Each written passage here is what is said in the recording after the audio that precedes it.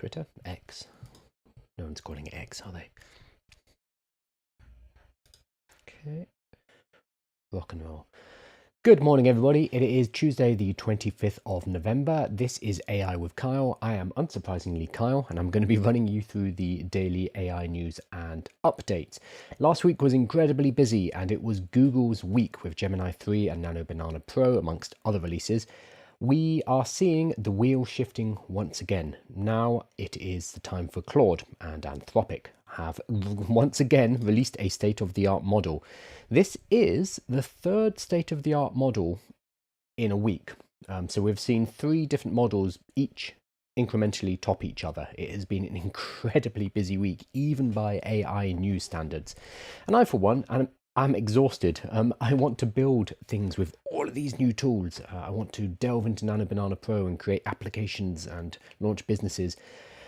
But there's just so much happening right now. And I'm somebody who covers this on a daily basis, so I can actually keep up to date with it. But I cannot imagine what it feels like for the general public right now, or anyone paying attention to this stuff, trying to keep up to date with what on earth is going on. So I hope that we can cut through some of that and provide some kind of clarity.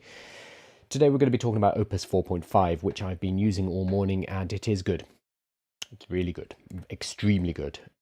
That was never in question, though. We knew that it was going to be a good model. Anything that Anthropic put out tends to be state-of-the-art, and Opus is no exception. It is their flagship model. They have Opus at the top, followed by Sonnet, followed by Haiku. They're the 3 levels. So we knew that Opus was going to be fantastic. What we were concerned about was the price and its availability. Because Opus 4.1, or Opus 4.1, that's it, has been out for a number of months and is basically unusable because it is too expensive and there are too many limits on it. So when Anthropic launched Claude Opus 4.5 on their YouTube channel in particular, if you go and look at all the comments, people are saying, yeah, great, I look forward to using it once and then never again. It became impractical to use Opus because of the usage limits, not allowing you to get any actual use. You could use it a handful of times and then it would cut you off for the day or maybe even the week and say, oh, we'll see you next week, which is basically useless if you need to put that into your workflow. It looks like they've listened and they have remedied that problem. We will find out whether this is the case as the week goes on, but right now it's looking pretty good. So first up, let's look at the strength of the model. As I said, it's good, and that surprises nobody, but let's look at how good. So Claude Opus 4.5, this is the official announcement that came out yesterday. Our newest model, Claude Opus 4.5, is available today. It's intelligent, efficient, the best model in the world for coding, agents, and computer use. Now, Anthropic are very focused. A lot of the other AI labs have moved into imagery, video, avatars, the kind of advanced voice mode and stuff like that. Anthropic don't really dabble with those things. They are very focused on coding. They are making the best coding model on earth, and I think the best writing model as well. I personally use Claude as my kind of go-to for 80% of my work, honestly. And they're sticking to that. They're not like introducing the ability to generate photos. They haven't added a new video mode or anything like that. No, they don't care about that. They are focused. So it also meaningfully better at everyday tasks like deep research and working with slides and spreadsheets. Awesome. Opus 4.5 is a step forward in what AI systems can do and a preview of larger changes of how work gets done. And then, surprising nobody, the benchmarks absolutely knock it out of the park. So we've seen a new state-of-the-art model 3 times this week. We saw very briefly Grok 4.1 come forward and do very well in the benchmarks. A day later, Gemini 3 came out. We've also had GPT 5.1 Codex Max, which was also better, and now we have Claude Opus 4.5. It's relentless. The main thing here is that they're getting better and better and better and better, all of the models.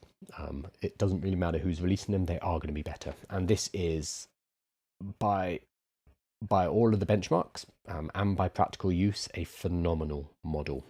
So the most important thing, though, is it's not that expensive. There are caveats here, but it is not as expensive as we expected it to be. But let's have a look. So these are first impressions from their internal team, so we're going to ignore them because, of course, they're going to say it's good. Here we go. We've got the agentic benchmarks. Again, benchmarks we have to take with a pinch of salt. A lot of this is trust me, bro. But there are some third-party benchmarks like Agentic Coding with the SWE Software Engineering Bench. Opus 4.5 scored 80.9, which compared to Gemini 3 Pro, came out last week, got 76.2, and GPT-5 is 76.3. So again, adding a few percentage points. Let's see what else we have. We've got the ARC AGI 2. This is what we are considering our closest benchmark for AGI. Again, it's contentious because we don't have a good definition of that. But last week we saw Gemini absolutely jump in terms of this benchmark. So GPT 5.1 was 17.6. Gemini shot up. So Gemini 3 Pro went to 31.1, and everyone was like, oh my God, Google is here. This is amazing. Opus 4.5 has thrashed it again, so 37.6. So up, and they keep going up. Not surprising. So I'm going to put this in the newsletter so you can look at all the benchmarks, but the general idea here is, yeah, it's good. It's really good. I've been using it this morning and I used it overnight. So I put a few coding tasks into 4.5 to run overnight. Woke up this morning and clean. I did some testing and they're good. It is a very, very good model. If you have any problems that you've been working on in code in particular that you just keep running into a wall, I would say throw 4.5 at it, see what happens. That's generally a really good way to kind of know whether a new model is better, is if you had an intractable problem before, which suddenly this new model can just munch through. And that's what I've had last night and this morning. So I'm going to talk about the pricing momentarily, but let me see if there's any questions. Good morning, everybody. Have you tried Gemini 3 Pro for web design? It made a full redesign for my personal blog. It's really good at UI and UX, so user interface and user experience. I'm not sure why, but it creates websites that don't look like the normal vibe-coded website. There's a certain look and feel. Lovable in particular was very guilty of this. They have changed as of last week. They have templates now, but vibe-coded websites tended to be white with a kind of a purple gradient, and they loved that purple gradient. So you could instantly tell a vibe-coded site because of that. Google Gemini 3, for whatever reason, I guess they've fed in more pre-training, they've fed in more examples, does not have that problem, and it's able to actually generate really good looking websites. So I've seen a lot of people saying, and this is as of yesterday, they were saying use GPT 5.1, sorry, for planning, use Opus 4.5 for actually doing the main build, and use Gemini 3 for the user interface and the user experience, because it's very good at that kind of front end, what it looks like. So you can use different models for their particular strengths. And Gemini 3 in particular, I don't want to say it has taste, but I can't think of a better, I can't think of an analogy in the AI world. It just looks quite good in a way that ChatGPT pages and Claude pages generally don't. Gemini is much nicer looking. So let's hop on. So we know Opus 4.5 is a good model. Cool. State of the art on coding agents, computer use, meaningfully better at everything. Blah, blah, blah. Absolutely. The consistent feedback from internal testers is that it just gets it. Awesome. It handles ambiguity, reason about trade-off without hand-holding, etc., etc. All fine. Great. The question is, well, how much does it cost? And what are the limits? So it depends where you are using it. If you are using it in the app, so you're on your telephone, or if you're going to Claude.ai and using it inside the GUI, the graphical user interface, previously with Opus, you would hit a wall very quickly. You would write a few prompts, you'd get a few answers, and then it would be like, oh, come back later, come back at 2 p.m. today, and you can have some more, or come back tomorrow, or sometimes come back next week. Useless. That meant that you could not integrate it into your daily life without it stopping working all of a sudden. And it's especially annoying because sometimes you might want to compact what you've been working on with Opus in order to at least take it to ChatGPT or to take it to some other AI, and you couldn't. It would just be stuck in there because you couldn't even say, okay, great, you've run out of usage, but can you compact it and give it to me as a takeaway? because you'd run out of usage, you couldn't. So very frustrating. And I saw a lot of people bounce off it because of that. And this was the main thing that people were worrying about with 4.5. So I've got Jeremy Nguyen here. No more Opus specific limits with Claude Opus 4.5. He says, I've been conserving my Opus usage for so long, a non-rational part of me feels it's kind of wasteful to ask Opus daily driver type questions. Might try reframing the feeling to one of luxury. So for Claude and Claude Code users with access to Opus 4.5, we have removed Opus specific caps. For Max and Team Premium users, we've increased overall usage limits, meaning you have roughly the same number of Opus tokens as you previously had with Sonnet. So lots of people would not use Opus. They would instead use a Sonnet because they had a lot more access to it and you could actually use it as a daily driver. It now looks like Opus is going to be possible to use as a daily AI. We need to test this. We need to, over the next few days, use it extensively and see when we hit those limits. But apparently, we're being told that it is now okay to use without us worrying about it suddenly locking up on us. We're updating usage limits to make sure you're able to use Opus 4.5 for daily work. This shouldn't be a luxury. These limits are specific to Opus 4.5. As future models surpass it, we expect to update limits as needed. That's normal. So go and try it. That's all I can say. And see whether you hit those limits. I'm not seeing many people screaming about this yet. I'm sure they will as soon as they start to hit their limits, because this was the big problem. But so far, people haven't. I personally have Claude Max 20x, so I basically have no limits, or I'd have to really push it to get to limits. So it's hard for me to test this. So I'd love to hear what you guys think and if you are hitting these limits. For me, it's fairly unlimited already. I've got another guy, a guy called Zwei Moshkovitz, who's saying they're burying a lot here. So we're going to talk about price here. This is the API. So if you are linking up your piece of software, your web app, whatever it is, to the Claude API, you pay per usage. So every time you send a message back and forward, that costs you a small amount of money. Normally it's like 0.00 whatever per request. This is only relevant if you're building software, but it's very important to whether or not Opus can be used as a model inside of software, inside of applications.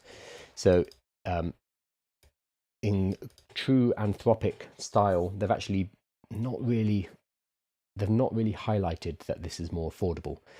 So it's been up to other people to say, oh, this seems quite cheap. So Zwei Moskowitz, I'm sorry if I'm garbling your name, he says they're bearing a lot here. There's a 66% price cut from Opus 4.5 down to $5 and $25 input output. It uses fewer tokens to solve problems. So it's going to use fewer tokens because it's smarter. It's a more efficient model. And those tokens are cheaper. Both good things. So compared to Opus 4.1, which was very expensive, Opus 4.5 is going to end up being cheaper because it's more efficient and it's cheaper per token. So upgrades to Claude Code in the app, no more length limits of conversation, no more Opus specific price caps. So it's good. This is good news for all of us.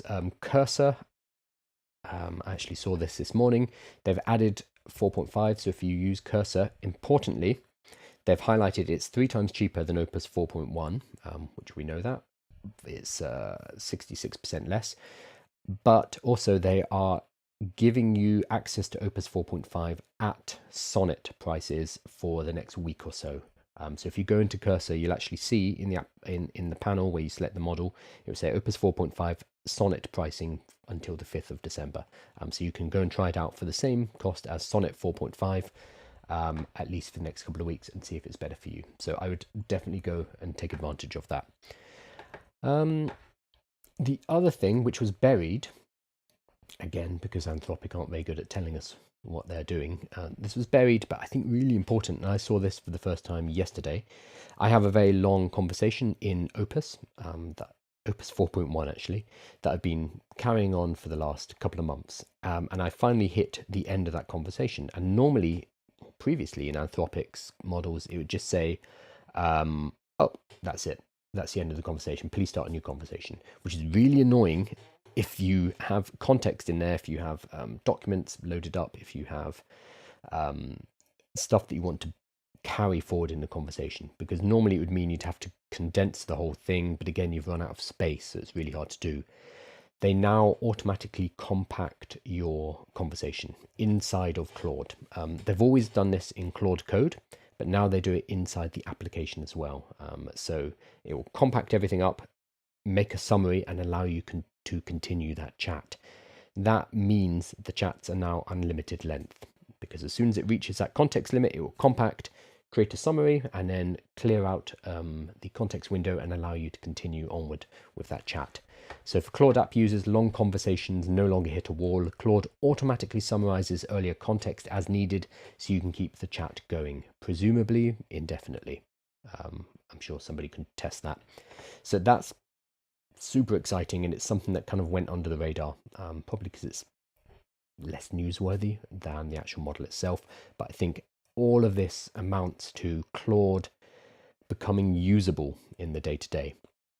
The most advanced model on Earth at a lower price, with usage caps have been raised, so you can use it as a daily driver, and long conversations are now automatically summarized. Suddenly, all of these kind of quality of life improvements, as well as having the best model in the world, make Claude an incredibly strong competitor. Again, I use Claude already as my main model. I love Claude. It's definitely my favorite, and it has been for the last couple of years. And this just makes it even better. I'm going to hop over to some questions.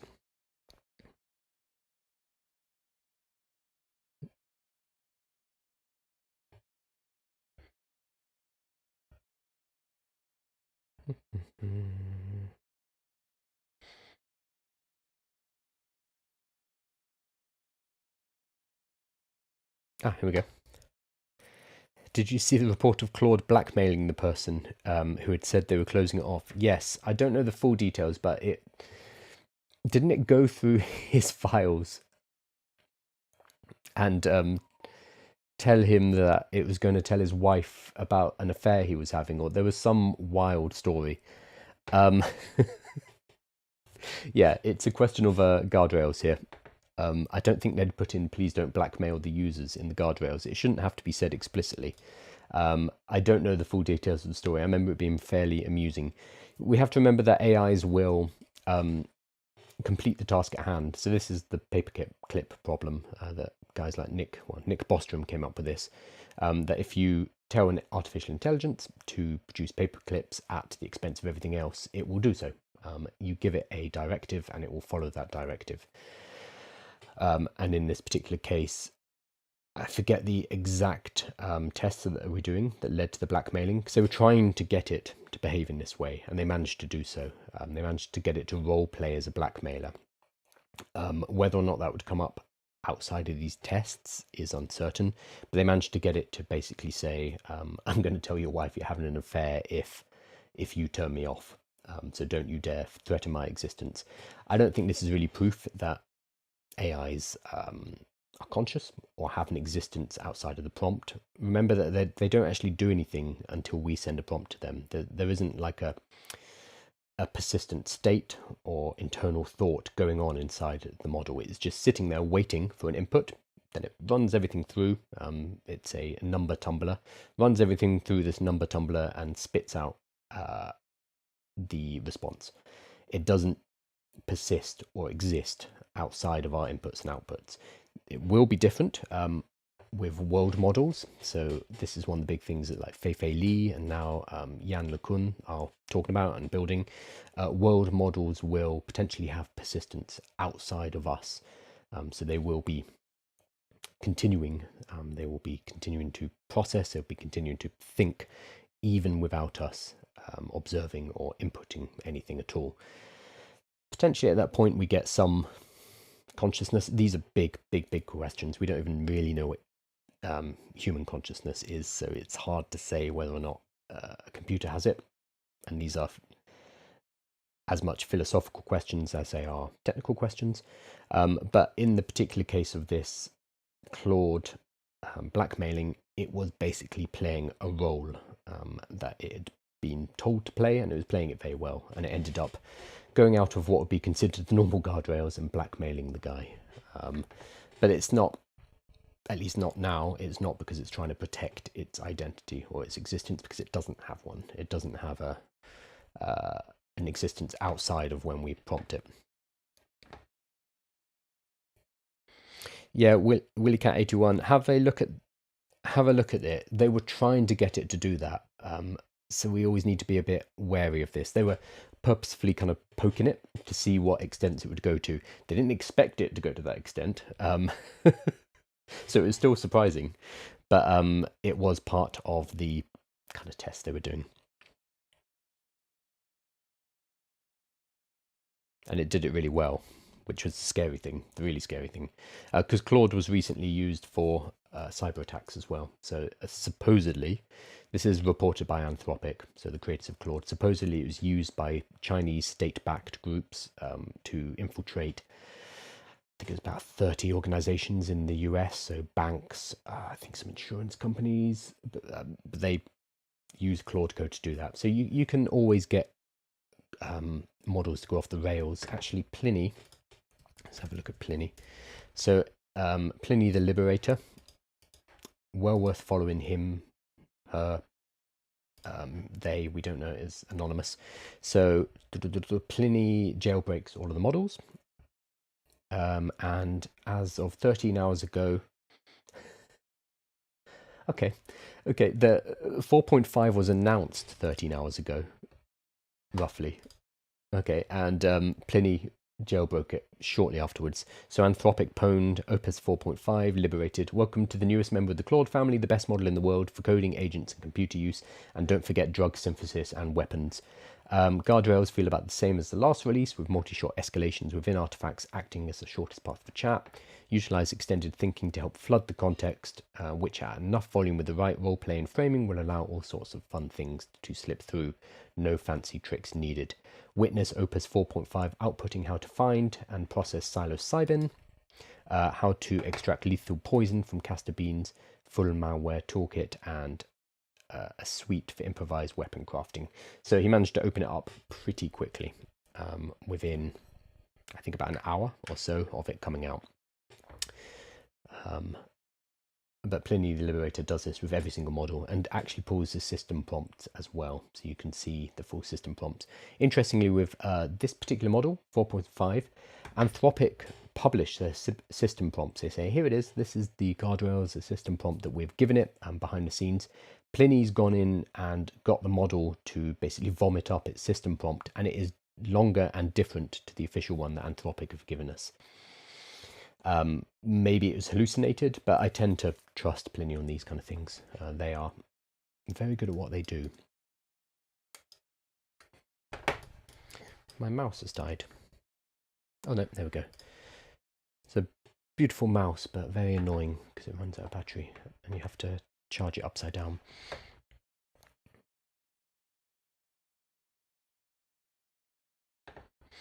Okay, so that is Claude 4.5. It's very good.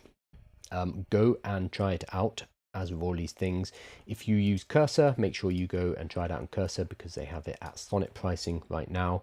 And it is the new state-of-the-art model. We've had a very busy week this week. I imagine today will be quiet because it is Thanksgiving over in America.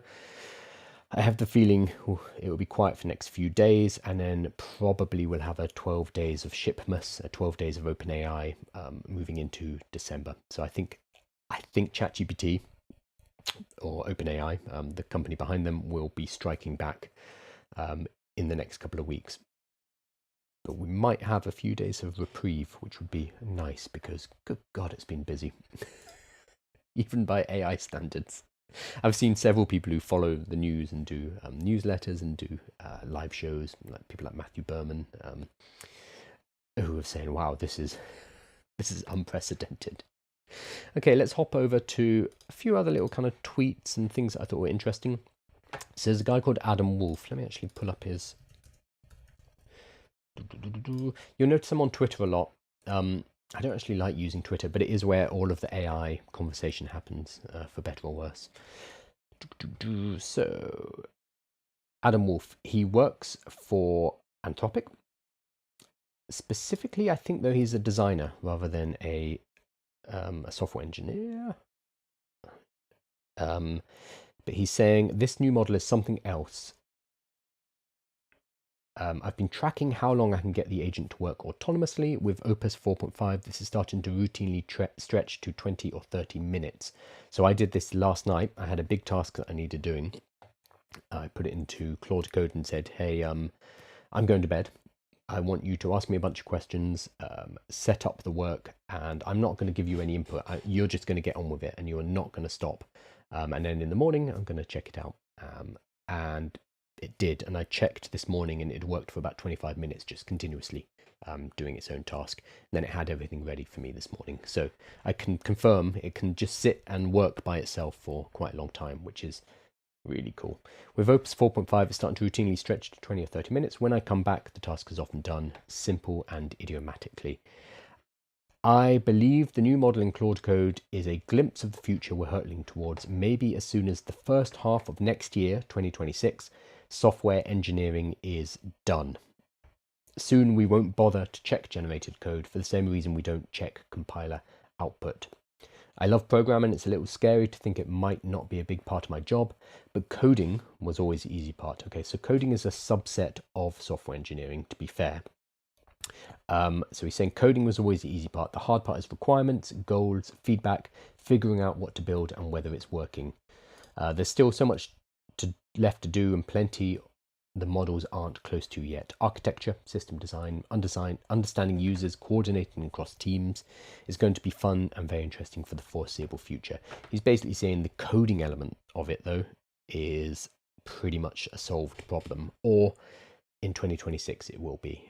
And he's saying we need to start focusing on the bigger parts. So the architecture, what does the whole system look like? Making sure we're building something that people actually want to use. So that's a business part. That's the marketing part.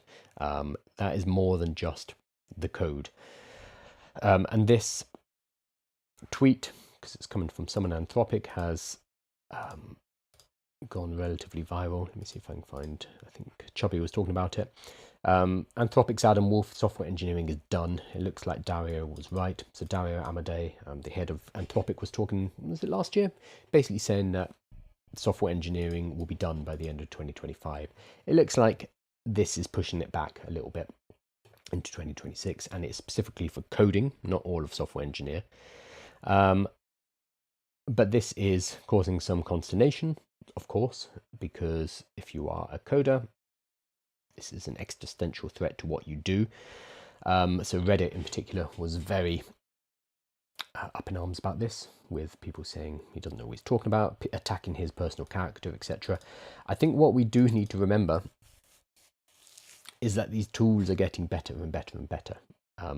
So betting against AI tools is not a smart bet. I think we saw with Nano Banana Pro. I think Nano Banana Pro has been a big shift. I was in a cafe yesterday and talking to a designer, and I mentioned I'm in AI, and thankfully he uses AI, but otherwise that would have been quite an awkward conversation.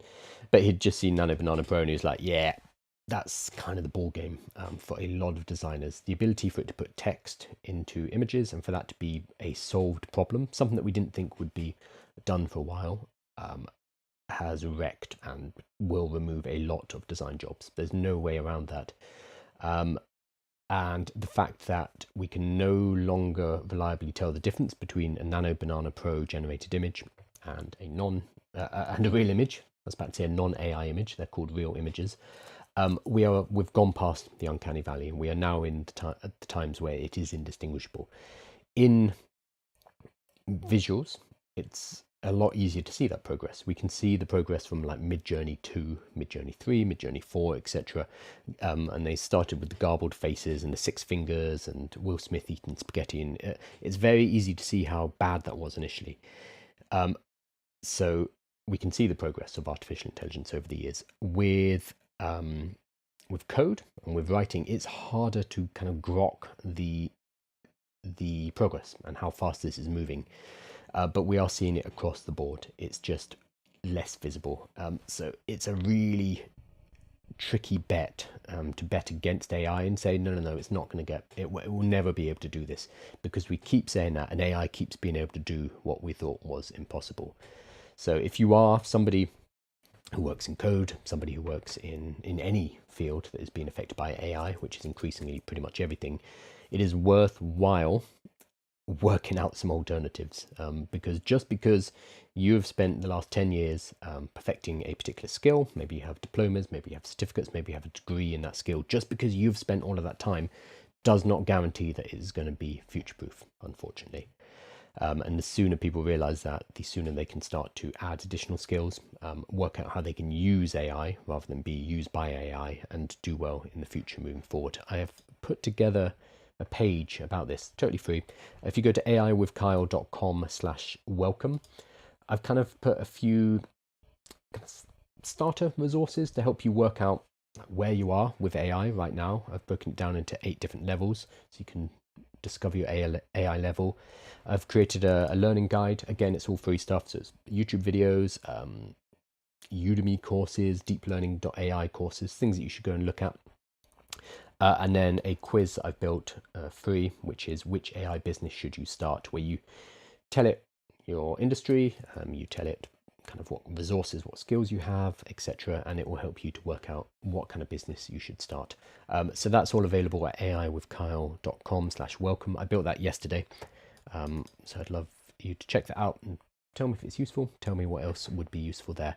But it is really important that we all we realize what's happening and we get ready for this. It doesn't mean that starting a business is going to secure your future, but starting a business, working out your own side incomes, side hustles, freelancing, consulting, whatever it is, that gives you optionality. It gives you options moving forward. If you just have a 9-to-5 job and you just rely on your degree, your certificates, etc., you don't have the flexibility to move with what's coming. If you have that, great, a 9-to-5 job and a 9-to-5 income, and you have something on the side that you're working on and building, that gives you options. And that's what we need, because we don't know what's coming in the future. So if that's something that's interesting to you, make sure you go and check out this page. And that, I hope, will point people in the right direction, because I don't want people to be a few years from now out of jobs, no work to be found, with their skills not being helpful, and saying, well, I didn't see this coming. Because we know it's coming. We need to do something about it now. Yeah, aiwithkyle.com. Are you AI? No, Sasha, I'm not AI. I wish I was.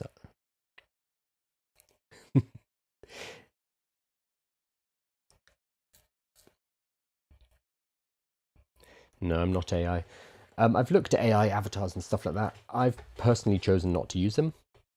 The reason is they're becoming very good. I know that seems illogical, but when something becomes too easy, then everybody can move into that, and because there are no barriers to entry, because it would be cheap, because it would be easy, because it allows people to be lazy.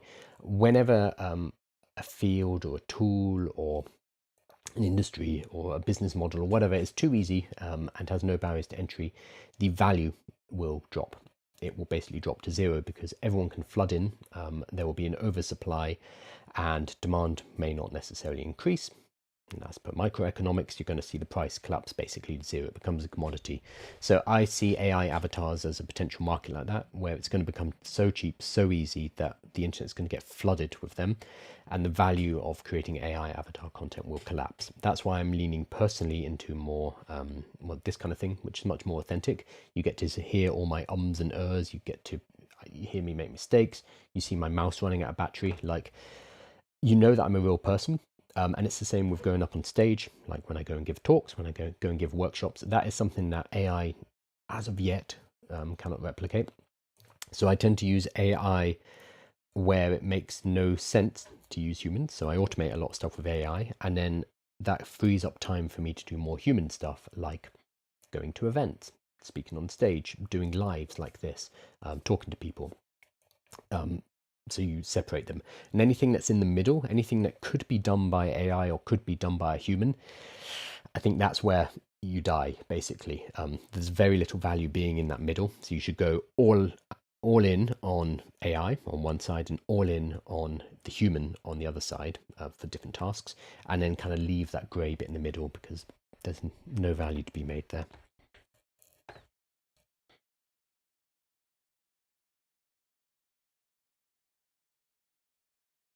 I follow your post on LinkedIn and thought you were AI. Too many posts on LinkedIn. Which ones? Videos. So with the videos, what we do here is, so I sit down every morning and I talk for about an hour. We've been going for 35 minutes. I do this every single day. What then happens is this recording, which is being captured on my computer right now, it's about to lift up my computer, but I won't do that. It's only small, it's a little Mac Mini. That goes to the editor, who will then chop it into pieces. So he will clip out little sound bites, he'll make short sections about 5 minutes long, etc., and also clean up the whole feed, which becomes a longer 1 hour video and a podcast. So by doing 1 hour of me just talking like this, talking through the news, that gives us maybe 50 pieces of content. I also convert everything into a newsletter, so I'll show you that as well, which is a written version of this live. So this is one that came out this morning. So it talks about all of the things that I mentioned in yesterday's live, plus it has embedded tweets and resources, etc. This is free, by the way, if you want to go and see it. It's also AI with Kyle. So this comes from the same live. So what we do is we use this 1 hour of me creating content in the morning to generate a newsletter, a long form YouTube video, a podcast, maybe 5 or 6 5-minute long videos for each of the sections, and then maybe 5 shorts of about 30 to 60 seconds, all come from this 1 hour, which allows us to basically be everywhere and have a lot of content. So that's why you're probably seeing a lot of stuff. But no, it's not AI, it's just systems. We use AI for some of the editing, but myself, I'm not AI. If I was, I probably wouldn't have this, where is it, this spotlight here. Timothy, Kyle was replaced by AI. I wish I could sleep in. I could play more ARC Raiders, but no. Any thoughts on AI? See, AI wouldn't do this. Any thoughts on AI CRMs? So with any software out there, any tool out there, make sure the tool is good first. Adding AI to anything is fine. It's great, sure. It's a cherry on top. The CRM itself has to be good first. So just because a CRM uses AI doesn't mean it's good, if that makes sense. It needs to be a solid product first and foremost, and then you can add AI into it. I'm having a lighting issue. Excuse me. Come on.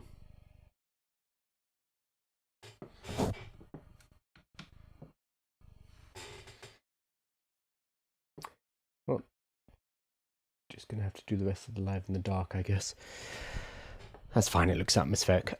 So yep, AI CRMs are probably fine. Try it out as a CRM anyway.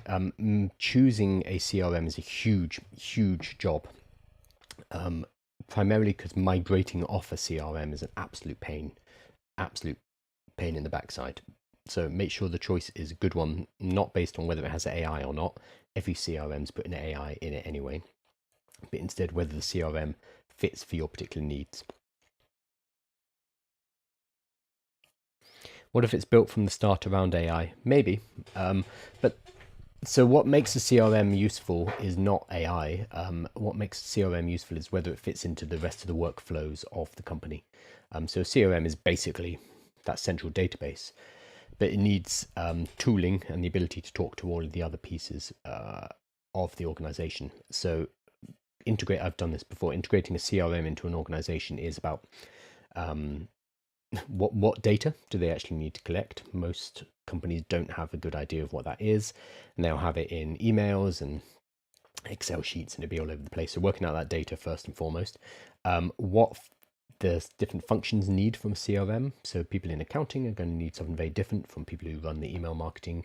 It's going to be very different from people who run events, for example, and it needs to work for all of them. And then, what's I talking about? So yeah, the data, the specific roles, and then you kind of need to get everyone to adopt it as well. So a lot of it is a human element, because you can make the most sophisticated, the most complicated, the most wonderful piece of software on earth. If people don't use it, it doesn't really matter. So integrating CRMs is mainly about going and talking to people and the teams. So if you do all of that as well, and then you add AI into it, great, sure. But AI itself won't make a CRM good. AI itself won't make any product good. This is part of the problem why we are seeing a bubble right now, is because any company with AI in the name is having money thrown at them. And if you look at the last Y Combinator batch over in San Francisco, a lot of them just purchased .ai domains or stuck the word AI in their name. It's like, okay, we're good to go. Yeah, do you use AI? Oh, yeah, sure. You have to do that now in order to make money. Does not necessarily mean that they are solid businesses or solid products. You need that first and foremost, and then you work with AI as well.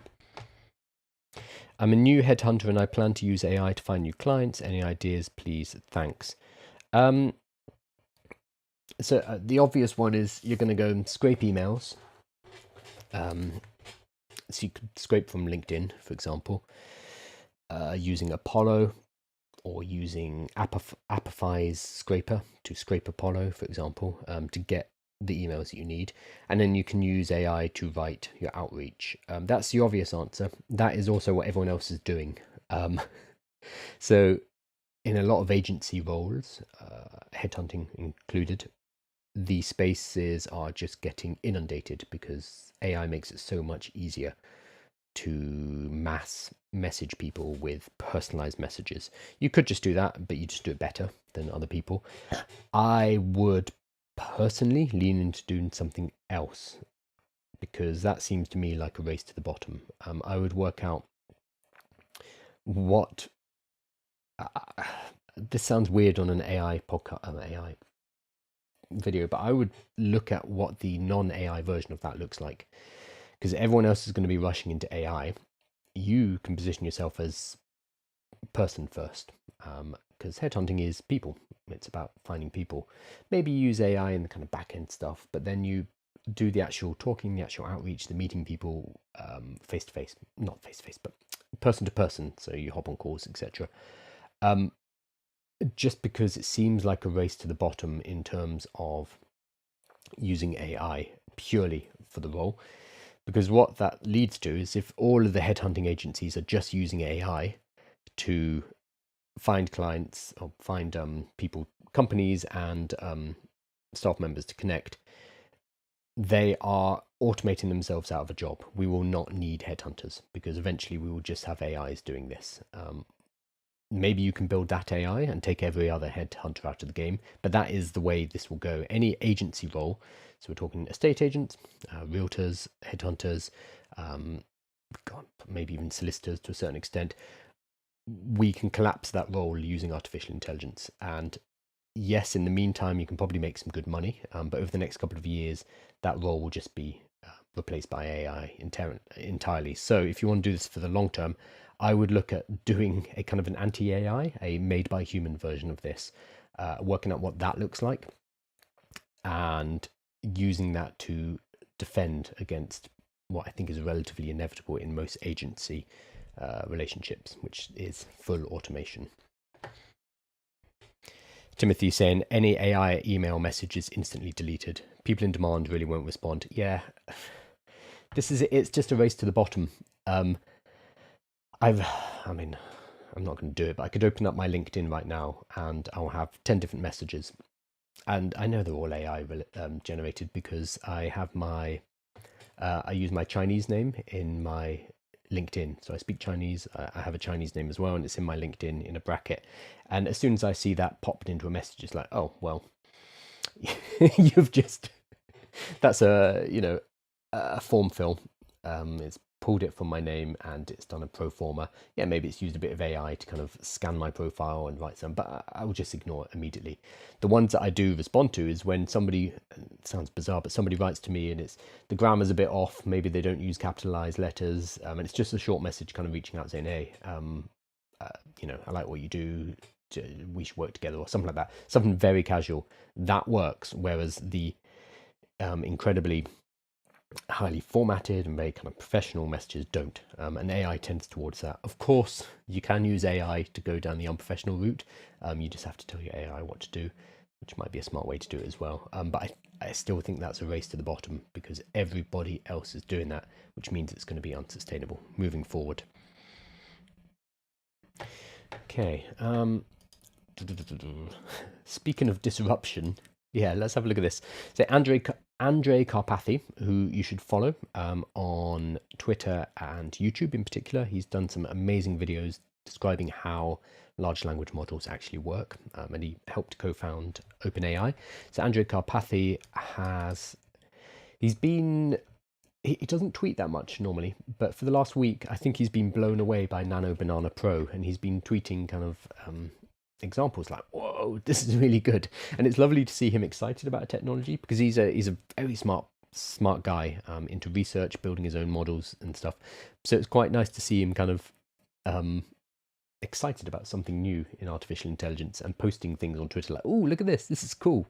So one of the things he posted yesterday, or a couple of days ago, was the fact that you can give Nano Banana Pro an actual photo of an exam paper, and the examples here are physics and chemistry, and Nano Banana Pro will answer those exam papers. It will handwrite in all the answers, it will put workings, it even puts little doodles as if it was like sketching out ideas. And what's really impressive here is not that it's able to generate the image, but that it is first thinking. So this is true multimodal. It looks at the image, and this is this is a physics question about can't even tell, it's a bit blurry for me. Oh, Schrodinger's equation for free particles, I think it says, for a free particle. It looks at that, it reads what's on the page, including reading the notation here. It reads that, it then sends all of that to a reasoning model to work out the actual answers for this for the questions, and then it comes back and it prints it. That's not even right. It generates it all in the right areas inside of an image like this. So it's added a name up here, and it's filled everything in. It's added notes. It's added funny little smiley faces on these chemical diagrams, etc. Very, very, very impressive. So this has led him to write a post about, hey, what does this mean for schools? Because if you can take a photo of an exam and it can answer an exam like that, what's the point of exams? Obviously, kids aren't going to have their phones in school. They're not going to be able to pull up AI in school, but it starts to bring into question and shine a light on what's the point of teaching these things when in the real world we now have these machines that are fast approaching visual AGI, that can read problems, that can solve problems for us. Do we need to change what we're teaching? Do we need to change how we're teaching it? So this is a very interesting post. I'll put it in the newsletter. So a number of people are talking about the implication of AI to schools. I spoke about some of my thoughts to a school board earlier. Some highlights. 1, you will never be able to detect the use of AI in homework. Full stop.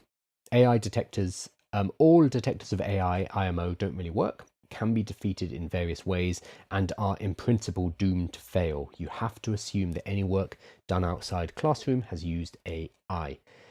So I work a lot in cafes, at home or cafes or wherever, and around the world as well. I've done a lot of traveling this year, and whenever I'm in a cafe and I see like students, always on ChatGPT. So they'll have their textbook, they'll have, the work that they're doing, and ChatGPT.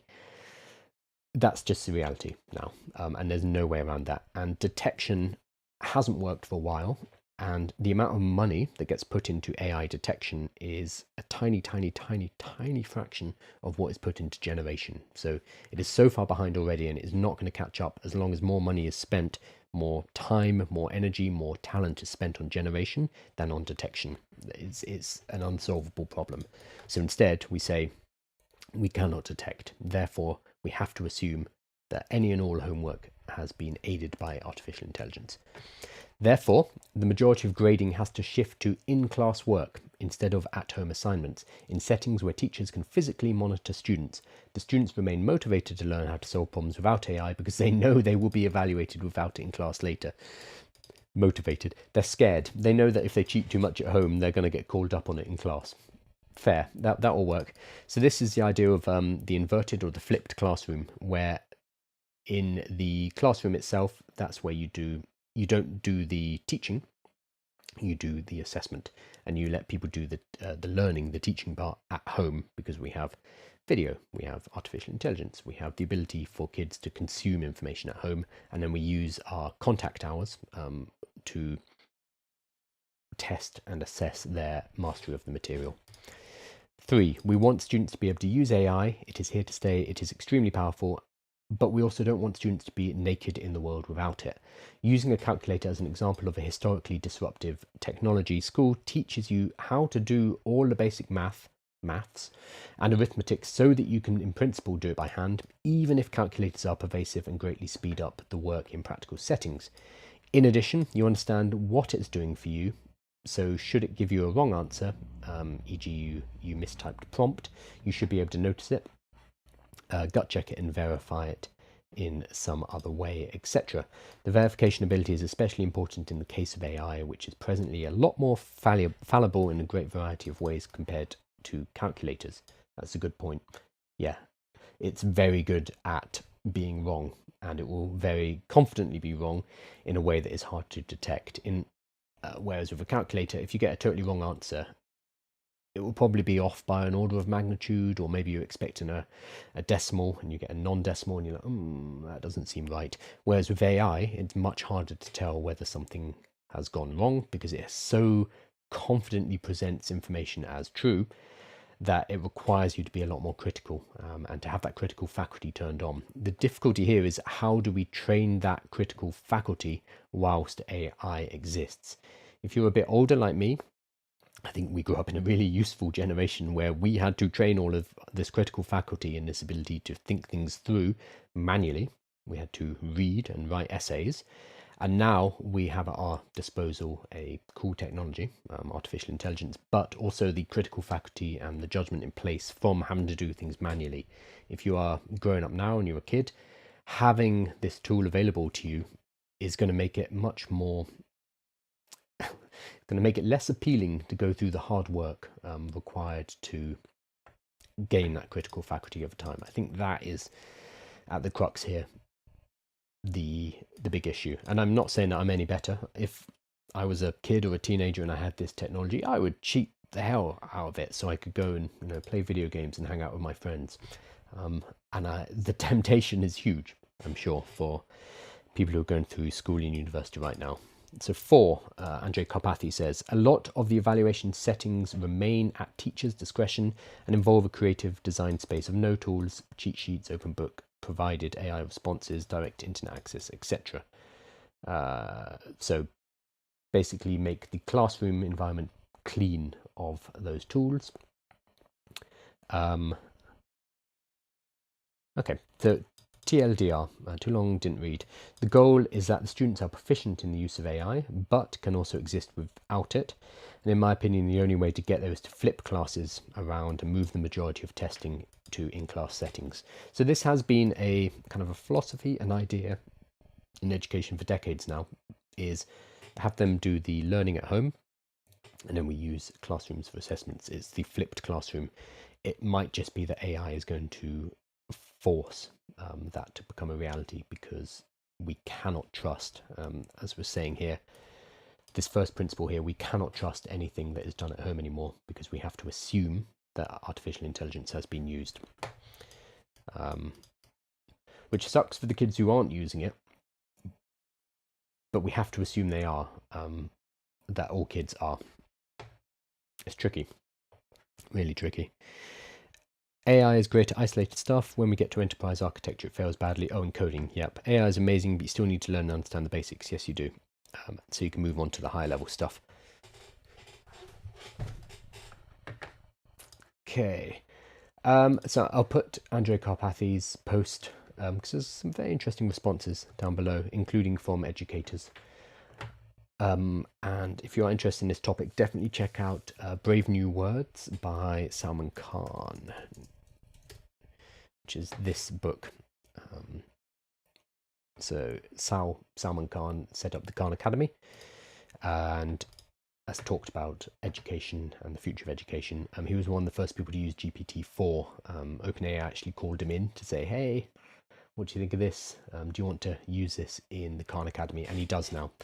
So it's closer to being able to provide a one-to-one tutor to every kid on Earth, which is an amazing idea, and hopefully the future we're moving towards. Okay, we're nearly at the hour. I've got a couple of things. Let's quickly look at this, just because I feel a bit bad for OpenAI. Because OpenAI have been out of the news for the last couple of weeks, which I'm sure is very upsetting for them. I think they'll be coming back next week or in a week or two with the 12 days of OpenAI or the 12 days of Shipmas. But until then, it's been relatively quiet because Google and now Anthropic have dominated the news. So just a quickie from them. So they've introduced shopping research, which is a new experience in ChatGPT that does the research for you. Very smartly, they released this a few days before Black Friday. Good timing, very good timing. It's like everything you like about deep research, but with interactive interfaces to help you make smarter purchasing decisions. Now, I don't have it unlocked in my ChatGPT, annoyingly, so I can't do it live. But basically, it's deep research, but specifically for shopping. And I'm wondering what they point to. Let me see if I've actually, no, I won't do it now, but I wonder if they're getting affiliate kickback. So this is all, again, laying the groundwork for advertising. Because if you start getting people using ChatGPT or any AI as their shopping engine, where they compare deals, where they do research about what kind of chair they want to buy, for example, the next obvious step, once you have those eyeballs, is sponsored listings. So again, we are moving towards that reality where ads become part of AI. I think nobody wants to blink and be the first one to do it. Everyone else is waiting for the other companies. For Google, I think they're going to have to do it eventually, because they are currently cannibalizing their own revenues from search. Because search advertising is 70% of their revenue, and they're going to need to come up with another way to make money. And doing it via AI subscriptions and AI API, nobody's proven that they can make that amount of money using AI just as yet. And Google have $350 billion of revenue last year. It's about 70% of it comes from advertising. They need to replace that because Gen AI is a threat to it. Very likely they will be adding advertising into their AI. But I imagine they are waiting for OpenAI to do it so they can safely do it without getting the backlash, whereas OpenAI are waiting for Google to do it so they can do it safely without any backlash. But this, so what we're seeing here, the kind of internal shopping, this is a nice safe way to start to insert advertising. So you're not putting them into the general chat results, but instead into the shopping experience. And then if there is backlash, you can say, well, this is just in shopping and we want to make sure that you get the best recommendations, etc. It's very targeted at you, depending on your shopping behavior. They'll be able to worm their way out of this. So keep an eye on this. Almost certainly we'll see adverts in this next year. And I think we'll see adverts in all AIs next year as well, because they need to make some money. They do need to make some money at some point. Awesome. Right. So again, I just put together this starter guide. If you are interested in artificial intelligence but feeling a little bit overwhelmed, I feel you. It's a lot. So what I put together yesterday is a starter guide. It's at aiwithkyle.com/welcome. That is going to bring you to this page where there's a few things here. There's the levels of AI, so you can kind of work out what your current level of artificial intelligence knowledge is, and it gives you resources for getting to the next level, etc., or working out where you want to get to. The Ultimate AI Learning Guide, which is a bunch of videos I think are really good, some courses, some books, the accounts that I think you should follow. So people like Nate B. Jones, Ethan Mollick, Simon Willison, people where they give you a lot of signal versus a lot of noise. And then finally an interactive quiz, which is helping you work out what business you should be starting in the world of artificial intelligence. And this is based on your skills, how much money you have, how much time you have, what kind of industry you're in, etc., etc., helping you navigate and come up with an idea for a business. So that is all available at aiwithkyle.com/welcome. There's also a huge amount of other stuff on the website, too much, if anything. About 100 different guides, playbooks, got all of the latest newsletters, the deep dive stories, a whole bunch of different tools and resources, etc. Go and check it out. I'm still working on it, but it's a big project. As well as that, make sure you're subscribed over on YouTube. I am trying to get to 10,000 followers. I'm at 9,530, so we're pretty close. Probably will hit it in the next 2 weeks or so. So please make sure you subscribe there. That would be really useful for me, for my fragile ego. Right, thank you guys, and I will see you tomorrow morning with more artificial intelligence news. Maybe a bit later, because I'm going to the Radiohead concert tonight with Google in their special VIP box, which I'm very excited about. I'll post some videos about it. So I'll be home late, so I might do the live later. We'll see how it goes. Cool. Thank you, guys.